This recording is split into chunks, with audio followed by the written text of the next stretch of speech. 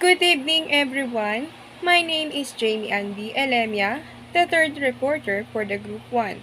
And the topic that I will going to discuss to all of you is all about strategic leadership. So, let's start with what strategic leadership entails. What do we mean by strategic leadership? Strategic leadership is the behaviors and styles of executives that influence others to achieve the organization's vision and mission.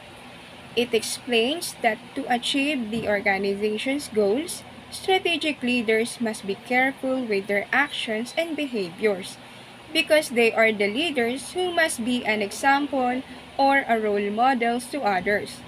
And like I said, they must be able to influence others to be determined to achieve the organization's goals. And they must also be careful and wise in terms of decision making. And lastly, one of the very important that they need to prioritize is always protecting the image and future of the organization. So it is essential to understand that strategic leadership isn't just a tool for organizing a group or managing the operational aspect of a company. Next, strategic leadership typically resides in executives who have overall profit and loss responsibility for an entire organization.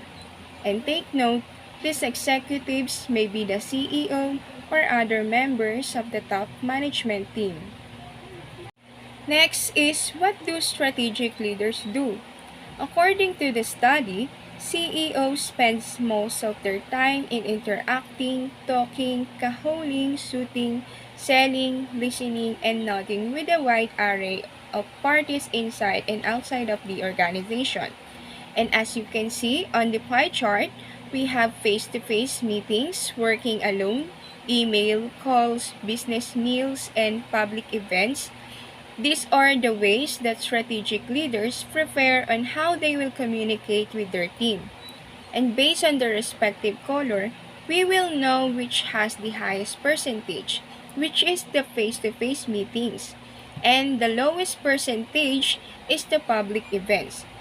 So it just explains that most strategic leaders prefer the face-to-face meetings more than other strategies to communicate with their team. And no matter how advanced technology is to make it easier for us to communicate with others, strategic leaders must prefer to interact with their team, specifically the face-to-face meetings, so that they can more easily get informations on the team and consider it when making a plans or decisions for the organization. Next is, how do you become an effective and ethical strategic leader?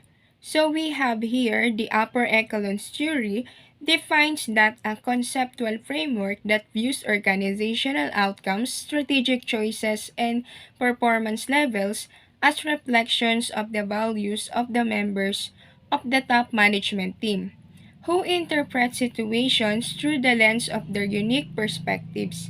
So, the central idea of upper echelon theory is that executives, which are the strategic leaders or CEO, will act on the basis of their highly personalized interpretations of the situations and options that they face. And they automatically inject a great deal of themselves for their experiences, personalities, and values into their behaviors whenever they face a situation, whether it is easy or difficult. And the behavior that they show will must influence others to act and be determined in achieving goals in the organization. And the actions, behavior, and performance of the others and the organization itself will reflect on the top managers, because here, we will know if the managers manage their respective teams well, which will reflect the order and efficiency of the whole organization. Level 5 Leadership Pyramid. Jim Collins presents many interesting business concepts throughout the Good to Great, and one of them is about the Level 5 Leadership Pyramid. He based it on his studies and he identified some of companies that he called great companies as those that transition from average performance to sustained competitive advantage. According to the Level 5 Leadership Pyramid, effective strategic leaders go through a natural progression of 5 different levels, and each level builds upon the previous one. The manager can move on to the next level of leadership only when the current level has been mastered. So level 1, we have highly capable individual. So that individual is highly capable to do the task because he's already motivated and confident to show off what his talents, skills, and he's also capable to share his knowledge or ideas. Next, level 2 is contributing team member.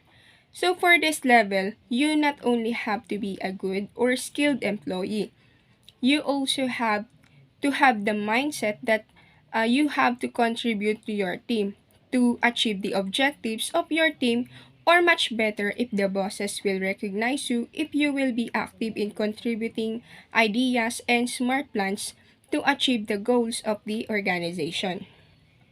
And if you think you are already a competent manager, it just means that you are already at level 3.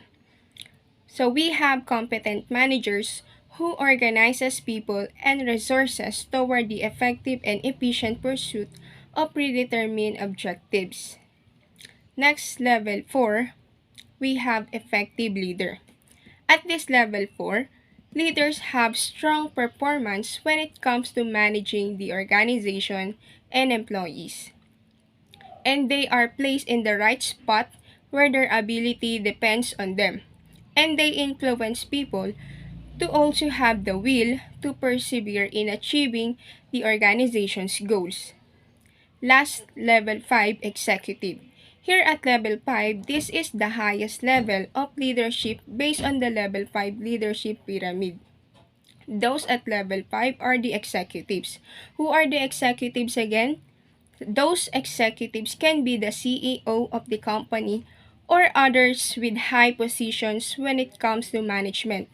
So they build enduring greatness through a paradoxical blend of personal humility and professional will, which is this paradoxical blend of personal humility and professional will. According to the Good to Great book by Jim Collins, it is the requirement to have to become a great leader. So when you reach this level 5, you can now become one of the great leaders in the business industry. That's all. Thank you.